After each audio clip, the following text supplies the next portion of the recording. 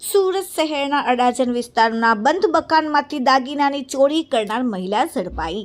સુરત શહેરના અડાજણ વિસ્તારમાંથી ₹16 લાખના દાગીનાની ચોરી થઈ હતી, જે ગુનાનો ભેદ અડાજણ પોલીસે ઉકેલી કાઢ્યો।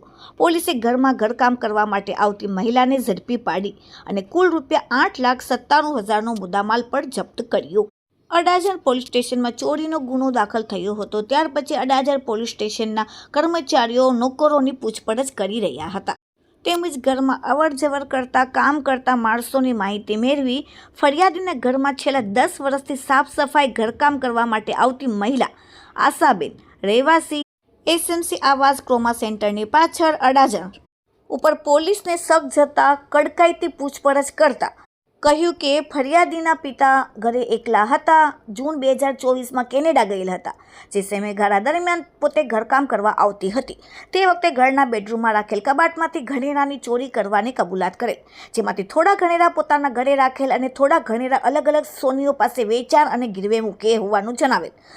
મહિલાના ઘરમાંથી પોલીસે તપાસ કરતા સોનાની બંગડી નંગ 2 ₹2,57,900 સાથે સોનાનું પેન્ડલ ₹13,950, સોનાની બુટ્ટી નંગ 2 ₹14,535 સાથે સોનાની બુટ્ટી નંગ 2, સોનાનો સોય દોરો, સોનાની ચેઇન, સોનાની લંગડી, સોનાની રણી નંગ એમ કુલ મળીને ₹8,97,450ના મુદ્દામાલ સાથે આરોપી મહિલાને પકડીને અડાજણ પોલીસ સ્ટેશને નોકર ચોરીનો ગુનો ડિટેક્ટ કરીને પ્રશંસનીય કામગીરી કરેલ છે।